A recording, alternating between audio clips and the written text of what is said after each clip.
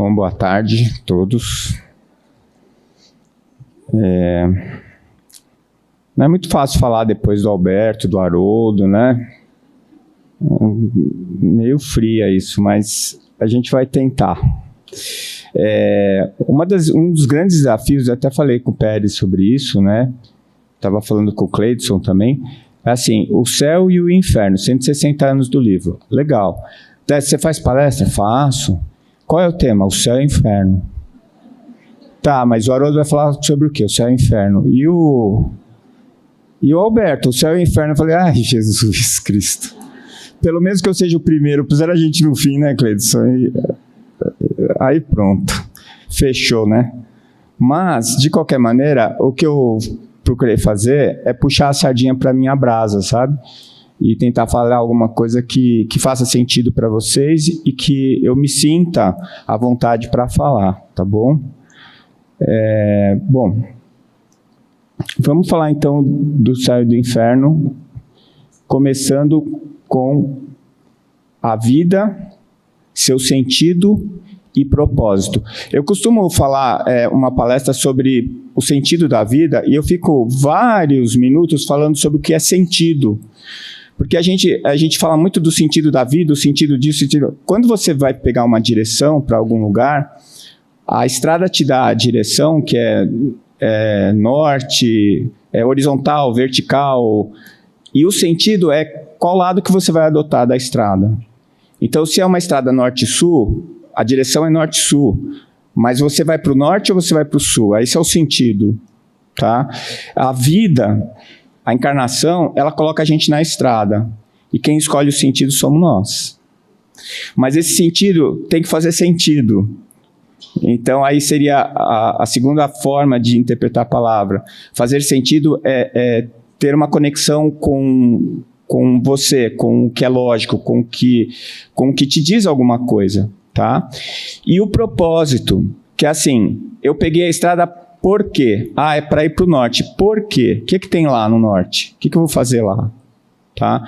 Então, o sentido e o propósito da nossa vida, e quando eu falo vida, não é da sua existência. Então, eu sou cheio de colocar conteúdos nas palavras, sabe? Eu falo que as palavras são caixinhas vazias e eu preciso colocar alguma coisa dentro delas, é o conteúdo das palavras. Então, por exemplo, a gente estava conversando agora aqui, eu uso a palavra dor e sofrimento de uma maneira diferente que a que o Haroldo usou. Não que ele esteja errado, eu certo, ou vice-versa, mas são formas diferentes, contanto que você declare o que está na caixa. Né? Você tem o direito de interpretar aquilo. E o importante quando você vai fazer uma comunicação é que as pessoas saibam o que é que você pôs na caixinha. Tá? Senão ninguém vai entender nada. Tá? Então, a existência, na minha forma de ver, desde o momento em que eu fui criado puro e ignorante, em que eu ganhei a minha individualidade permanente, e a minha existência vai ser sempre. Ela não tem começo, mas não tem meio, porque não tem fim. Né? O que não tem fim não tem meio. Não sei se vocês já pensaram nisso. Então não estamos no meio, nem nunca vamos estar, porque teve o começo, mas agora é só o fim. O fim não tem também, então é só viver, e viver, e viver, e viver. Tá? Então, dentro dessa proposta, a vida é esse capítulo, essa etapa que eu estou vivendo, em que eu estou Décio. Né? Eu não sou o Décio. Décio é uma fração do meu ser, da minha essência, que é a minha alma. E tem mais coisa lá, tanto para o bem quanto para o mal. É que a cada encarnação a gente reserva umas coisas para a gente cuidar na próxima, e tem umas coisas que é para resolver agora. Essas que é para resolver agora, a gente já tem a programação, né, a discussão, o que é que você vai vir, como você vai vir, aonde, com quem, que é para resolver aquelas pendengas específicas que estão precisando ser resolvidas. Tá? O problema que eu acho é que na hora que você vai lá, que você é chamado, te chamaram lá no Ministério da Reencarnação, porque vai ter uma reunião final lá para você definir como é que é, né? O problema é que a gente chega lá valente. Nós vamos fazer você com 1,66 m. Beleza, tudo tranquilo. Mas nós vamos colocar você numa família que não vai ter muito recurso. Tem, eu tiro de letra. Né? Aí depois, na hora que chega aqui, a gente fica reclamando. Né? Podia, já que é para ter 1,66 m, podia ter um olhinho mais claro, verde, sei lá. Né? Mas pelo menos tem cabelo, está caindo, danado. Então, não pode nem dizer que eu fui enganado, né? Era para ser desse jeito. Então, assim, o que eu preciso fazer? Eu preciso superar, que é outra coisa que eu gosto de colocar. Isso tudo está no Capítulos da Vida. Vou fazer propaganda do livro. A diferença entre enfrentar e superar. O que é enfrentar? É bater de frente. Não dá para bater de frente. Bater de frente é acidente. Diante de um problema, eu não tenho que enfrentá-lo, eu tenho que superá-lo. Eu tenho que deixar ele para trás. E nem sempre isso vai significar destruir nada. Aliás, nunca é. Eu sempre digo que eu aprendi, quando eu era pequeno, que não era para levar desaforo para casa. E hoje eu sei que é para levar. Porque os desaforos são grandes pedras de gelo. Se eu quiser quebrar na hora, eu vou me machucar. Se eu levar para casa, ele derrete. Não precisa nem ter um armário para guardar os seus desaforos. Eles vão todos pelo ralo. O duro é deixar. Né? Porque aí entra a questão do orgulho e tudo mais. Mas nesse processo de superação dos obstáculos, eu preciso estar consciente de que eu vou ter que abrir mão de algumas coisas. Não dá para eu achar que tudo vai se resolver da maneira como eu imagino. Que isso eu falei lá para os jovens, é uma expectativa. E mais uma vez, a palavra expectar vem de assistir. Toda vez que eu vou expectar alguma coisa, significa que eu vou assistir. Quando eu estou assistindo, eu não participo. Eu não interfiro. Eu apenas assisto. Então, se eu sentar diante da vida e colocar as minhas expectativas, eu não estou fazendo absolutamente nada para que a minha vida vá para o lugar que eu quero. Eu não estou fazendo nada para escolher o sentido. Você vai para o norte ou para o sul? Você vai para o leste ou para o oeste? Amigo, decide. O que você vai fazer? Porque o livre-arbítrio é inalienável e ele é determinante para a nossa evolução. É o maior presente que a gente ganhou do Criador. É o livre-arbítrio. Porque ele faz de cada um de nós únicos. Porque ele permite que a gente escreva a própria história. Seja uma história num livro curto e objetivo, que nem o pessoal gosta hoje, ou seja uma Bíblia com 200.000 páginas que você vai ficar 10 capítulos no mesmo lugar fazendo a mesma coisa, porque você fica chafurdando naquele problema que você nem admite que tem. Não é? Então, eu acho muito importante que a gente tenha sempre em mente o propósito. E eu falo muito isso de manhã. Né? Depois que eu virei o Cabo da Boa Esperança, eu fiquei pensando assim, eu preciso me cuidar, porque senão eu vou virar um velho decrépito e vou ter problemas, né? Eu quero poder ir no banheiro sozinho até o meu desencarne, eu quero ter autonomia até o meu desencarne, então eu decidi que eu precisava finalmente fechar a boca e fazer exercício. Aí eu comecei a acordar cedo, porque eu trabalho e à noite nunca dá certo. Comecei a acordar às 5h15. Para correr. Agora, vocês acham, gente, 5h15 com esse frio, eu acordo de manhã e falo assim, o que eu estou fazendo aqui? Aí eu boto uma camisa de manga comprida, eu vou correr, eu falo assim, meu Deus, você gosta de correr? Eu odeio.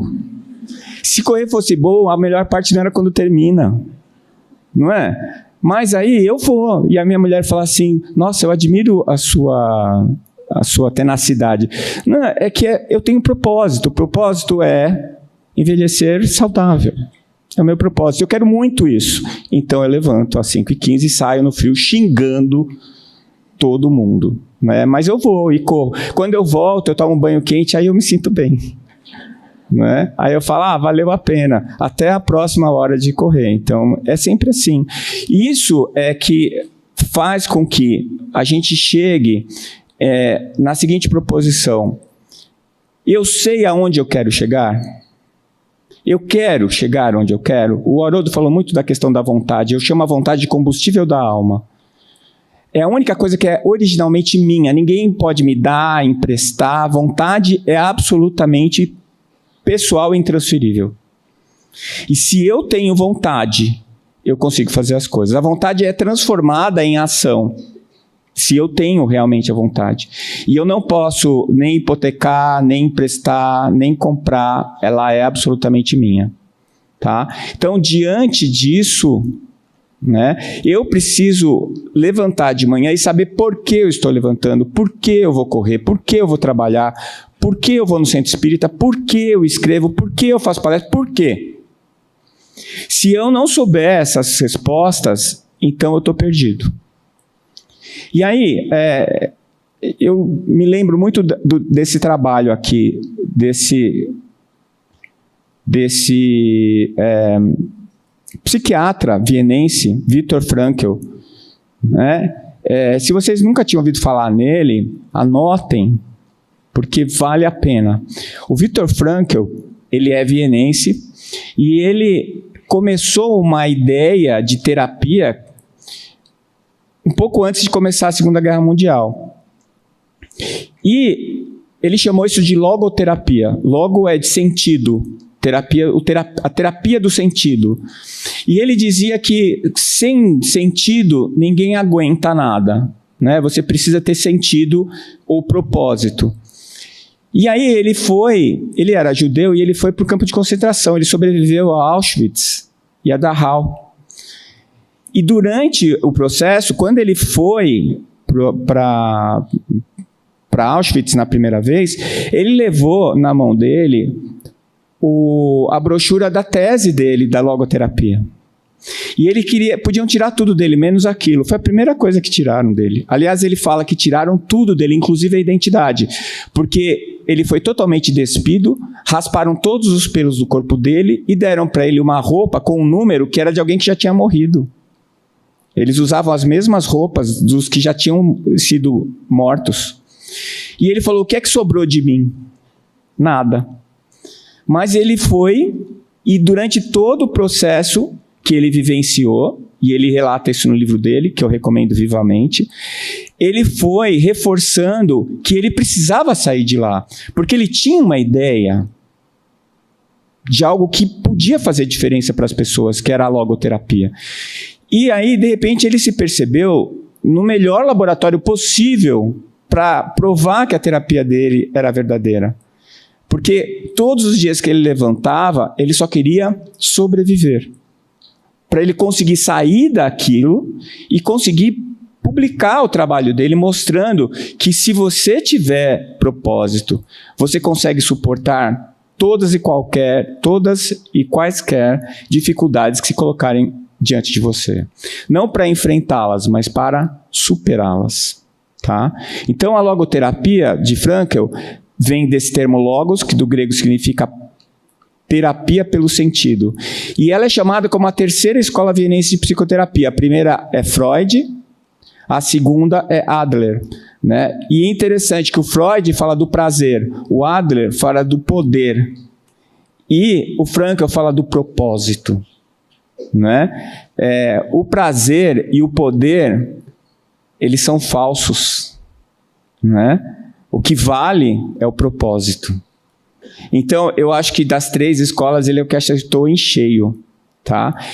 E essa é a capa do livro, que eu recomendo que vocês leiam. É um livrinho pequeno. A primeira parte, ele faz a descrição do que aconteceu com ele no campo de concentração.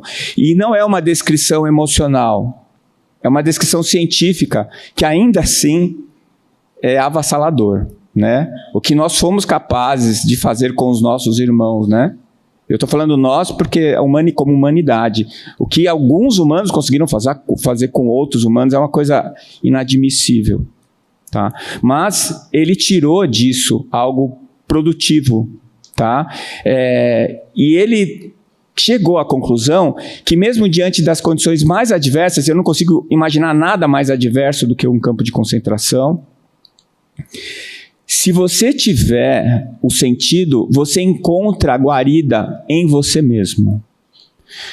E eu me identifiquei com ele porque eu acho que nós estamos num momento em que, às vezes, as coisas parecem sair do controle ao nosso redor, né?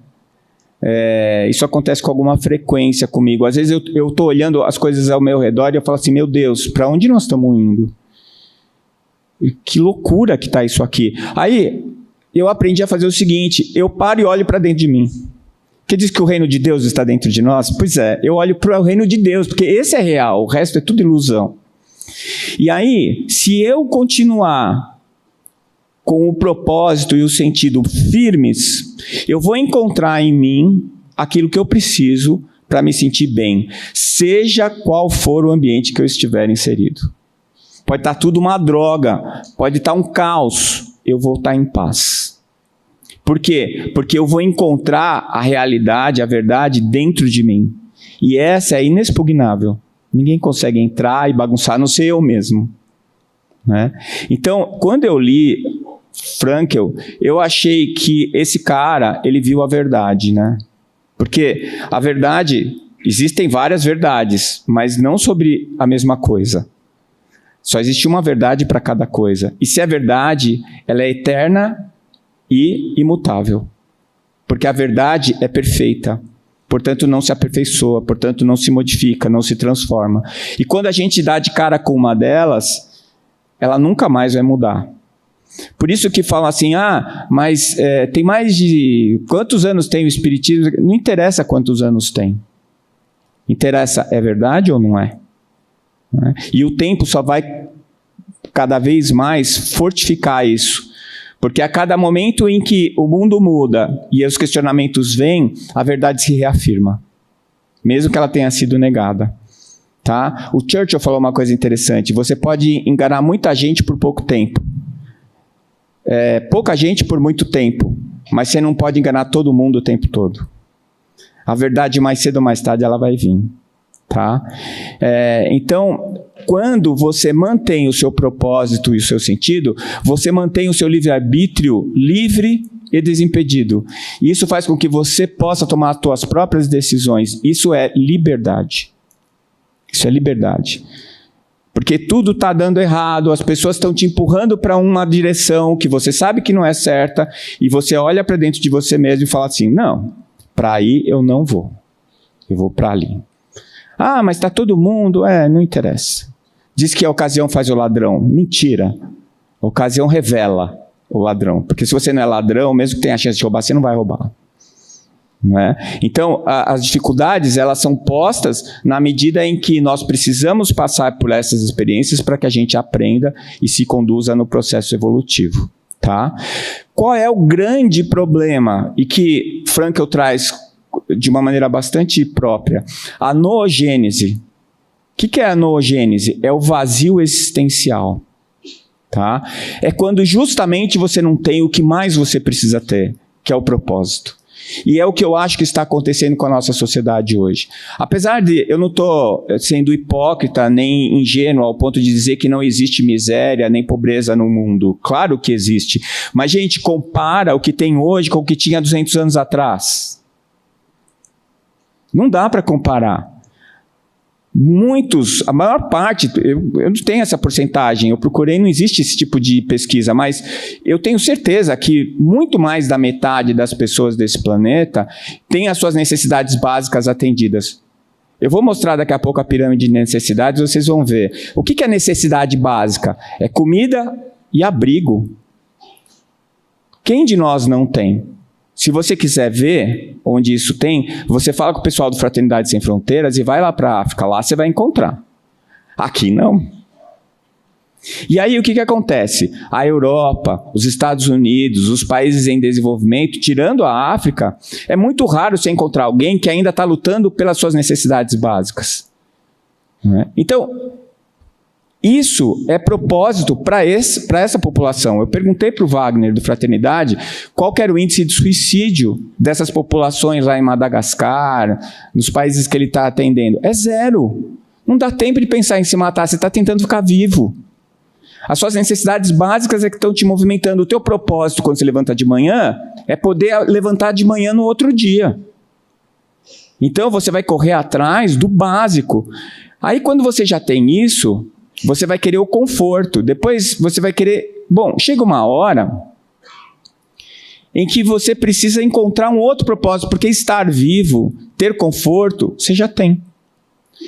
E aí, nós estamos vivendo uma sociedade em que isso já aconteceu, mas ela tirou de nós o nosso propósito permanente, que é o quê? A espiritualidade.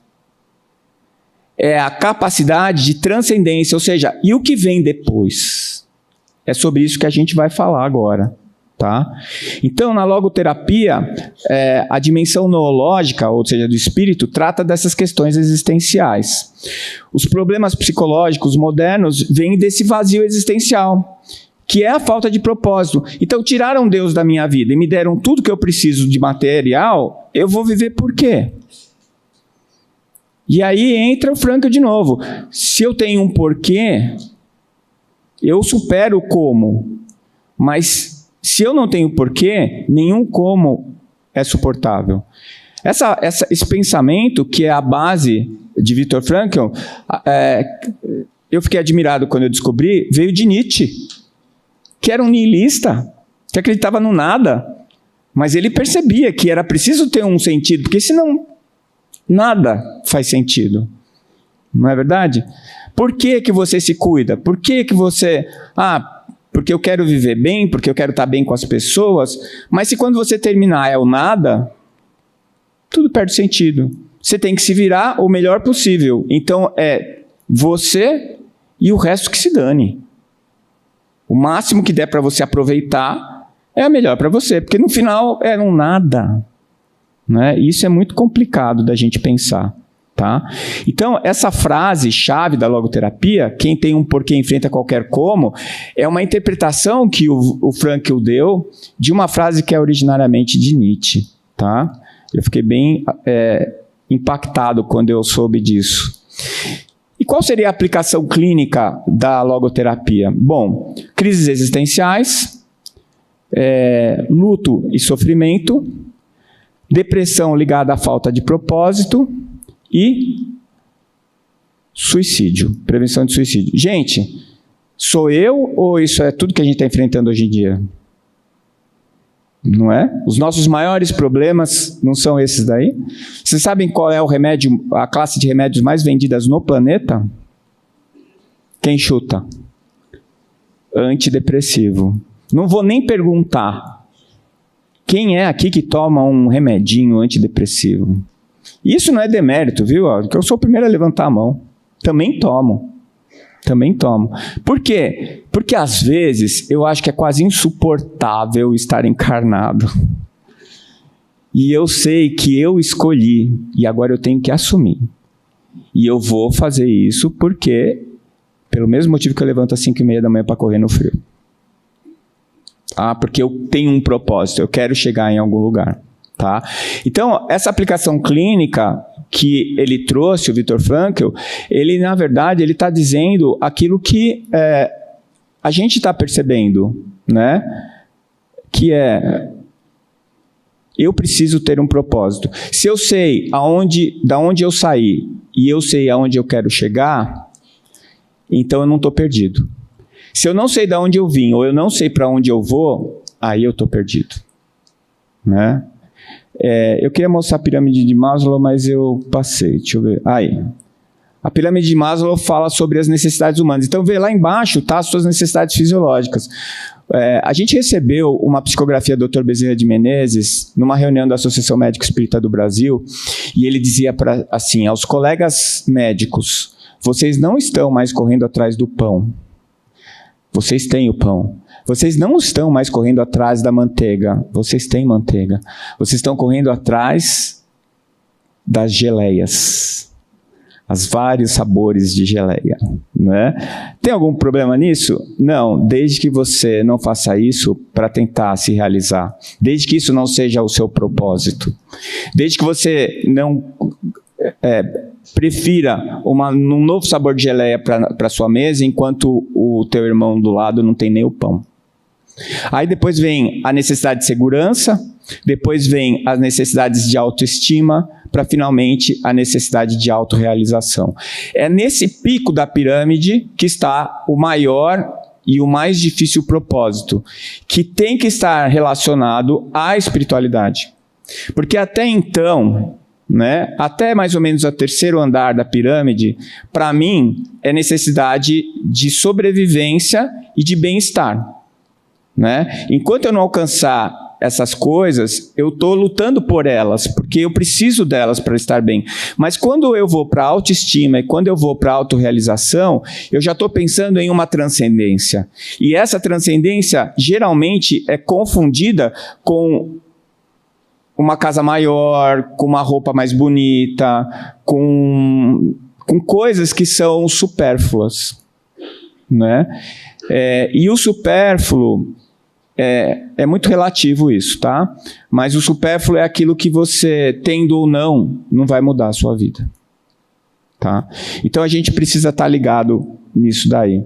Onde é que está o propósito e sentido da vida? Então, na minha opinião, aí é uma ilação minha, varia com a população e o tempo. Por quê? Porque se, por exemplo, eu estou lá em Madagascar, se eu estou lá na África, o meu propósito é sobreviver e atender às minhas necessidades básicas. Eu preciso estar vivo, aquecido e protegido. Tá? Se você for pegar uma população de um país em desenvolvimento, aí a coisa já muda, né? O que eu vou buscar? Eu vou buscar progredir, né? Tanto intelectualmente quanto economicamente, e atender às minhas necessidades de conforto e prazer. Tá? Eu não sou hipócrita, tá, gente? Eu gosto disso. Gosto mesmo. Tem um filósofo que eu tenho citado ele Eu nunca vou para a internet, né? Eu tenho Instagram, mas está lá o meu nome, mas eu não olho nunca. Eu faço dieta de informação. Eu resolvi que isso não faz parte da minha vida. Mas eu peguei um lá que ele falava assim, comprei uma perua Kombi com cortininha na janela. Por quê? Por nada. Porque eu quis. Né? Porque eu acho bonito. Porque quando eu era guri, eu queria ter uma Kombi com cortininha na janela. Então, eu acho assim, que depois de muito esforço e trabalho, você tem direito aos seus pequenos luxos ou às suas bobagens. Tá certo? Tem direito. E eu acho que isso não faz mal para ninguém. Tá certo? Desde que você tenha consciência de que é uma bobagem. Tá certo? Essa é a dificuldade. Então, atender às suas necessidades de conforto e prazer durante algum tempo vão fazer diferença para você. Depende da população que você está vivendo e do tempo que você está vivendo, tá? Daquilo que está acontecendo com você. Só que depois que você já conquistou tudo, depois que você já atingiu o topo da pirâmide, e depois que você já não tem mais como melhorar a sua casa, o seu carro, a sua roupa, não tem mais o que fazer com o dinheiro que você ganha. E aí? O que é que vira isso? Aí eu achei essa escultura, né, que é lá em Genebra, que o nome é Melancolia, da escultura, mas é o próprio vazio existencial, né? Então, com 10 anos, qual era o propósito da sua vida? Com 20, com 30. Eu costumo dizer que cada 10 anos você passa de uma etapa para a próxima na sua vida. Quando você sai dos 10 para os 20, faz uma baita diferença. Dos 20 para os 30, Dos 30 para os 40, a diferença é o óculos, né? Quando você acabou de cantar o parabéns dos 40 anos, você não acha o bolo para pagar a velhinha, né? Aí você tem que ir lá na Isabel para pegar um óculos para a sua presbiopia. Mas depois começa a pegar, dos 40 para os 50, dos 50 para os 60, já começa a pegar. Né? Aí é aquela história, a idade do condor. Levanta de manhã, dói o pescoço, aí você vai pôr o pé no chão, dói o joelho, aí você levanta, dói a coluna, e eu falo, graças a Deus ainda estou encarnado. Né? Porque estou sentindo dor. Eu espero que quando desencarnar não sinta mais essa dor, talvez eu sinta também. Mas a cada 10 anos, o teu corpo muda, a tua cabeça muda, os teus propósitos mudam. Você casou, você teve filho, sua vida vira do avesso, muda tudo. Né? Então, esses propósitos, eles vão acontecendo na medida em que você vai vivendo. Por quê? Porque são novas dificuldades que se apresentam a você. Mas aí chega um momento que eu acho que é o mais produtivo. que é dos 60, 70 e hoje 80, porque quando eu era guri, 60 anos era velhinho, hoje com 80 o pessoal está mandando ver, está super ativo, né? Deixa eu contar uma... Eu fiz 60 anos o ano passado, já estou com 61. E aí, eu comecei a usar a fila preferencial no aeroporto. Mas morrendo de vontade para a moça mandar eu sair. E nada acontecia. Eu falei para minha mulher, ela falou, bem feito, você acha o quê? Aí outro dia eu fui e a moça falou assim, aqui é para 60 a mais, moço. Eu falei, posso te dar um abraço? Eu esperei 1 ano para alguém falar isso para mim. Não é? Mas finalmente lá estou eu. E assim, mas agora é 80 a mais. Mas o pessoal de 80 às vezes está melhor que a gente. Né? Graças a Deus. É sinal de que nós estamos realmente evoluindo. Mas aí, o que eu acho que acontece nessa idade? Você não tem mais que lutar por essas coisas básicas, né? Nem muito menos as necessidades básicas, mas as coisas básicas como segurança, como autoestima. Normalmente, nessa idade, a gente já achou o nosso lugar. É para achar, né? Tem gente que não acha. Eu conheço adolescentes de 60 anos, 65 anos, e conheço adultos de 15, 14, mas aí é de cada um, tá? O grande lance é o seguinte, é um trabalho danado para reencarnar. E essa é a idade da produção. É a idade que você não precisa mais correr atrás desse básico e você tem espaço, tempo e experiência para ver o que realmente te interessa, o que realmente te mobiliza, o que é que faz para você sentido, tá? E para a desgraça total de quem escolhe esse caminho, ele escolhe o caminho de ganhar mais dinheiro. E ele vai achar que aquilo vai fazer ele mais feliz. E não faz. E ele entra numa roda viva de ficar o tempo inteiro correndo atrás do rabo, achando que o próximo milhão vai ser o melhor. Então é assim, o cara, ele é corrupto. E aí ele ganhou 100 milhões de dólares, que ele já tem uma conta na Suíça. E agora tá bom, né? Porque se ele não trabalhar o resto da vida e ele gastar todo esse dinheiro que nem um louco, ainda vai sobrar dinheiro quando ele morrer. Não, ele continua roubando. Por quê? Porque ele acha que aquilo tem que trazer algum conteúdo para ele. Não traz. Ele continua vazio, igual aquela estátua ali. Um baita de um vazio. E parece que o vazio vai aumentando conforme ele vai insistindo em ter propósito, alguma coisa que não tem propósito, que é a matéria, é o que passa, tá? Então, vão sobrar 2 opções. Ou a ilusão de que mais dinheiro traz propósito, que é falsa, ou que a realidade que a matéria é efêmera e não satisfaz a alma, tá? É aquela história, né? O Rossandro conta isso. Ele ia sair com o vô dele para ir na praça.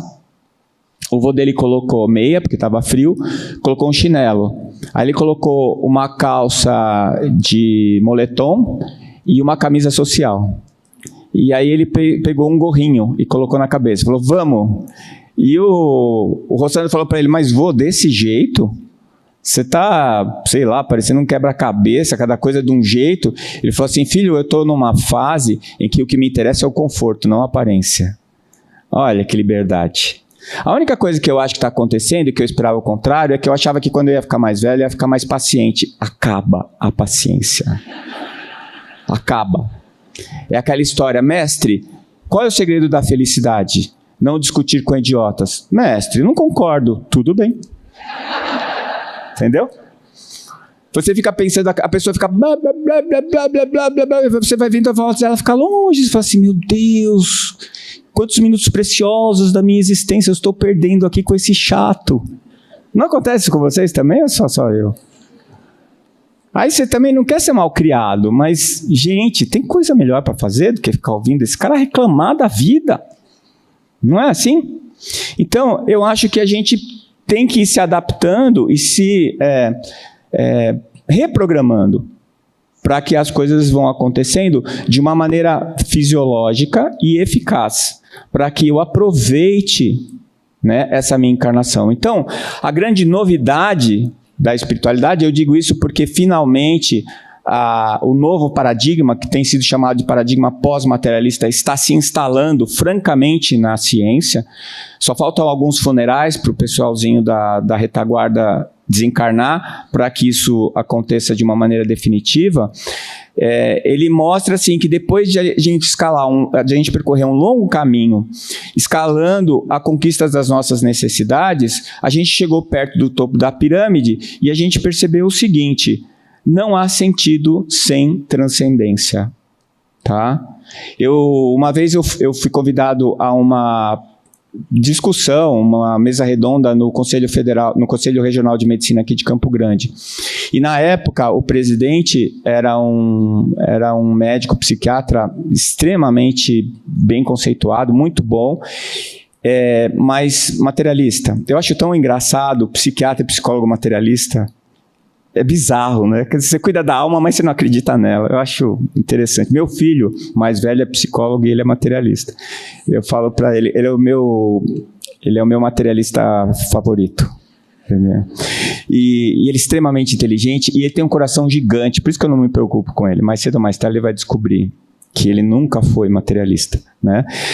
E a gente estava discutindo, ele falou assim, não precisa propósito, a vida não precisa propósito. Eu não tenho propósito.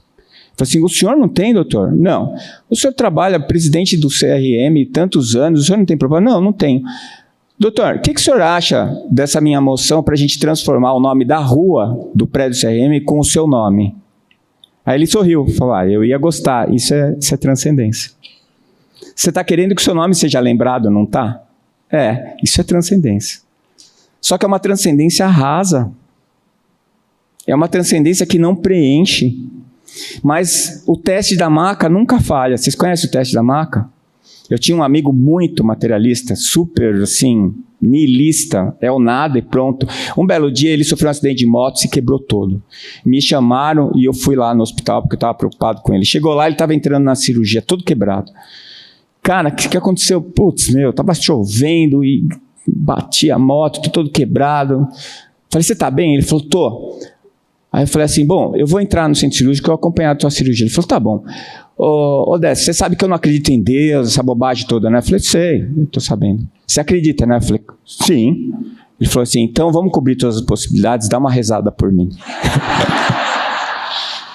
Gente, esse é o teste da maca.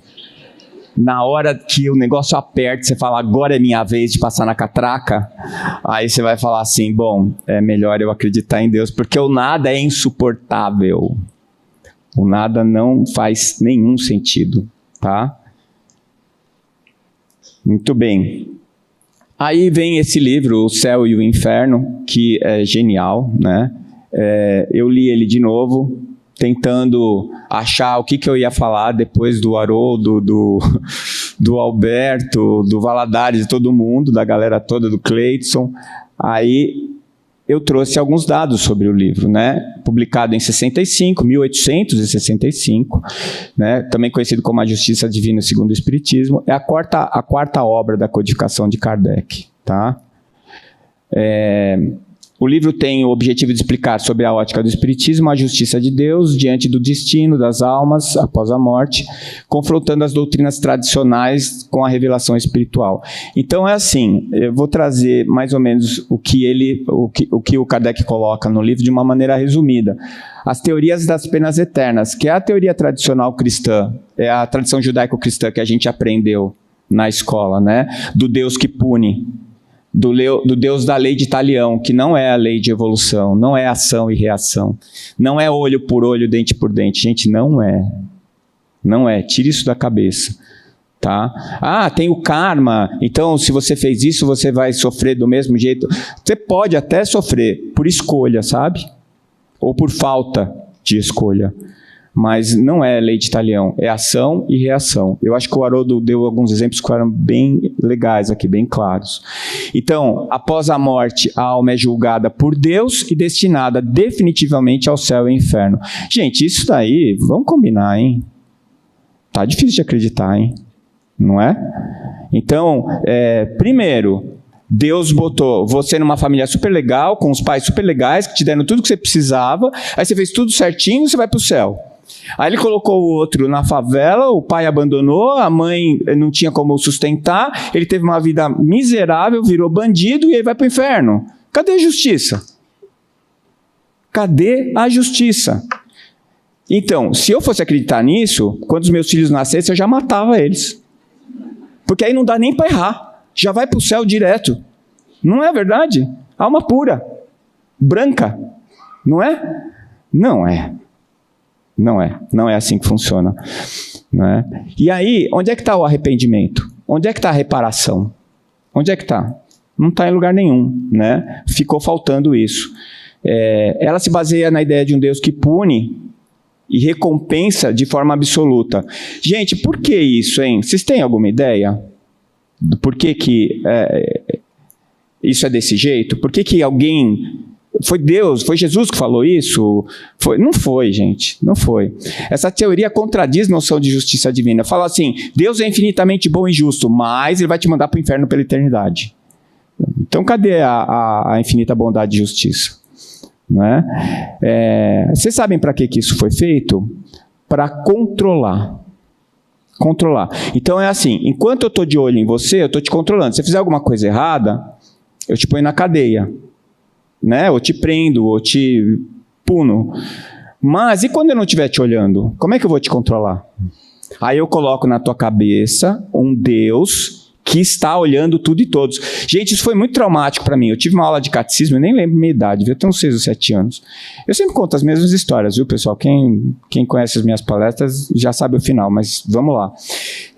E aí, a professora disse para mim, a professora de catecismo, ela disse assim para mim, que não adiantava eu fingir nem mentir, porque Deus ouvia os meus pensamentos, e eu pecava por pensamento. Então, quando eu pensasse alguma coisa errada, eu já tinha pecado. Meu Deus, quando eu fui à noite, e eu tinha problema de insônia. Meu pai mandava eu dormir às 8 da noite, eu ficava rolando na cama até 11h30, meia-noite. Imagina quanta bobagem eu pensava. Imagina a quantidade de bobagem que eu pensava. Aí, nesse dia, eu fui para lá e eu falei assim, eu vou para o inferno. Eu nem cheguei na adolescência ainda e já estou lascado, porque eu penso um monte de bobagem. Aí tinha que ir no padre para confessar, mas só que eu não tinha feito a primeira comunhão ainda, né? Tinha que esperar. E aí, quando eu fui para o padre, aí que ficou pior. Porque era um número de preces, né, de Ave Marias e Pai Nosso, de acordo com o que ele achava que tinha sido pior ou não. E os meus pecados eram mentir para minha mãe, puxar o cabelo da minha irmã. Eram os meus pecados, né? Alguma dúvida que eu tinha dificuldade de aceitar esse Deus? Alguma dúvida que eu tinha dificuldade de ir para a igreja? E, ao mesmo tempo, eu tinha certeza que tinha que ter alguém ali, alguém inteligente para fazer as coisas acontecerem, né?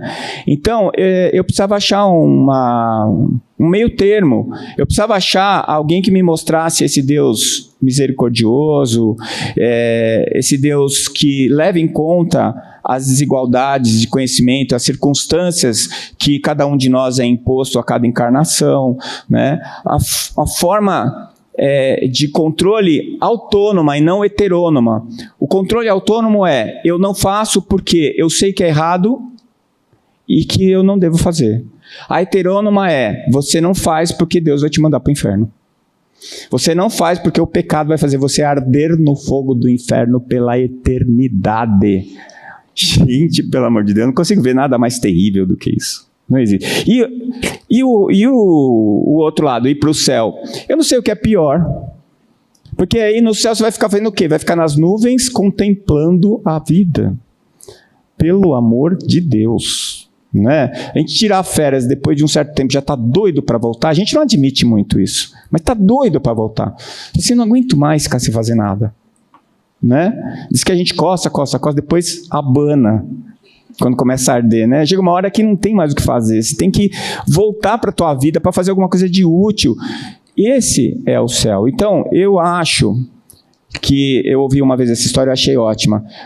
O indivíduo desencarnou, chegou lá e o hostes recebeu ele e falou assim, escuta, você quer ir para o céu ou para o inferno? Bom, a princípio para o céu, mas eu queria saber como é que funciona a coisa. Não, eu posso te mostrar. Pode? Pode.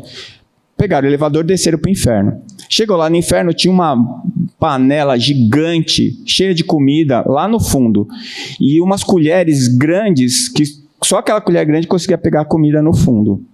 Aí, as pessoas pegavam a colher, pegavam a comida e não conseguiam comer, porque a colher tinha 5 metros. Como é que você vai comer? E estava todo mundo magro, gemente, alguns mortos do lado, morto morrido, né? Porque já estava morto, estava no inferno. Essa parte da história ninguém me explicou. Aí ele entrava de novo no elevador para ir para o céu. Chegava lá no céu, era o mesmo panelão, as mesmas colheres. Só que lá, um pegava e dava na boca do outro. E todo mundo era feliz, estava nutrido. Então é isso. Eu acho que no fundo, esse céu e inferno, como foi dito aqui várias vezes, é aquilo que a gente faz, é aquilo que a gente acredita, é aquilo que a gente constrói. Tá? A outra teoria é a do unicismo, que é aquela teoria mais esotérica de que a sua alma vai voltar para um todo. Tá? O hinduísmo fala muito sobre isso. Então, é a história da piscina de bolinha. Se eu tenho uma piscina de água, eu tiro um copo de água, o copo de água está individualizado. Se eu jogar aquela água de volta na piscina, aí ela desaparece. Aquela porção de água se mistura com o resto e ela não vai mais ser uma individualidade. Agora, se eu tenho uma piscina de bolinha e pego uma bolinha, a bolinha é um indivíduo. Se eu jogar ele de volta na piscina, ele continua sendo um indivíduo. Eu posso até não saber qual era a bolinha que estava na minha mão, são todas vermelhas, mas ela continua sendo um indivíduo. Então, quando eu falo que a evolução vai me levar para um todo cósmico, eu estou falando da perda da individualidade. Isso também tira o sentido, tira o propósito. Porque se no final das contas eu não vou virar nada, eu vou continuar, eu vou desaparecer como indivíduo, por que eu vou me desenvolver como indivíduo? Tá? Essa consciência cósmica que abarca tudo, ela tira a minha individualidade, e não há sentido nisso. O Espiritismo fala que não, que a gente nunca perde a individualidade. Você perde o perispírito, continua sendo indivíduo, porque você vai ter um campo informacional chamado corpo mental, que vai manter a sua individualidade. Tá? Então, se eu extinguir a individualidade, então eu vou perder o sentido da existência. Tá? Eu vou deixar de existir como ser, como inteligência. Tá? E isso é igual ao do niilismo. É igual. Eu não vejo diferença na transcendência de eu deixar de existir para fazer parte de um todo, ou eu deixar de existir para não fazer parte de nada. De qualquer jeito eu vou deixar de existir. Tá? E isso suprime a responsabilidade, a moral e leva ao egoísmo e ao desespero. Então, o que o Espiritismo considera? Que a alma mantém sua individualidade eternamente, mesmo após alcançar os estados elevados de evolução. O André Luiz, no livro Libertação, ele chama isso de segunda morte. Quando você não tem mais perispírito, você atinge esferas crísticas, que não tem matéria, então não tem nada para organizar em volta do teu espírito para ser perispírito, mas você continua sendo uma alma, continua sendo um indivíduo. Né? E não vai haver fusão na consciência única, mas sim harmonia das leis divinas. Então vamos tirar as conclusões finais dessa nossa pequena ilação. O Haroldo fez bullying comigo, né? Porque eu coloquei no meu livro Reflexões de um Filósofo Amador, mas ele precisa ler a minha justificativa, tá? Eu coloquei porque segundo o dicionário, o filósofo é aquele que busca a verdade, e eu busco, tá? Então por isso que eu coloquei amador, tá? Ele já foi embora, mas eu queria responder ao bullying que ele fez. Então, quais são as reflexões deste filósofo amador? Né? A teoria do céu e inferno é uma ferramenta de controle, desprovida de lógica e baseada no medo. Né? Isso é uma coisa sabidamente conhecida. O niilismo materialista é o produto da arrogância intelectual, utilizando-se de uma visão imediatista e destruidora de valores humanos, aniquilando o sentido e o propósito da vida. Então, nem a primeira nem a segunda valem a pena. Tá?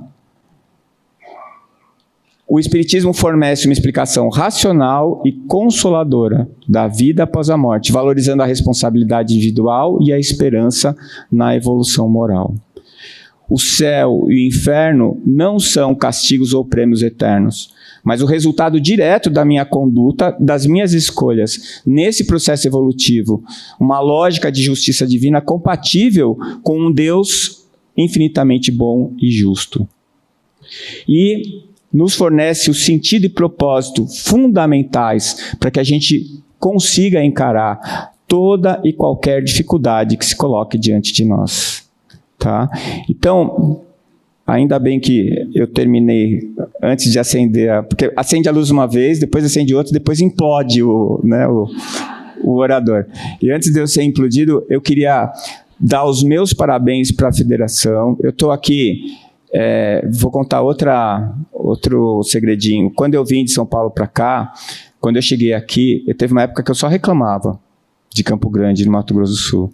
Aí, um dia, um espírito veio para mim e falou assim: você é um ingrato, que você fala mal de quem te acolheu. E aí teve um congresso espírita, e quando eu subi para falar, o primeiro que eu falei aqui em Campo Grande, porque quando eu morava fora, eu já tinha vindo falar aqui, mas aí eu estava fora, todo mundo achava legal. Aí quando eu passei a morar aqui, eu virei carne de vaca, né? E carne de vaca aqui, todo mundo come, né? É tranquilo. E aí eu subi no púlpito para falar, e eu olhei um monte de gente me olhando e sorrindo, com um olhar de acolhimento. E eu falei: meu Deus, eu estou cheio de amigos aqui, eu estou cheio de almas que estão me ajudando a fazer o que eu tenho para fazer, e eu ainda estou reclamando, né? Então, a partir desse momento, eu adotei aqui Campo Grande, Mato Grosso do Sul, como a minha terra, né? Até porque quando eu chego em São Paulo, eu tenho duas grandes alegrias: a hora que eu baixo e a hora que eu saio. Obrigado, gente. E eu aprendi a ver a beleza que a gente tem nessa terra, a beleza material e a beleza espiritual, tá? E por isso tudo eu tenho que trazer aqui a minha gratidão. Muito obrigado.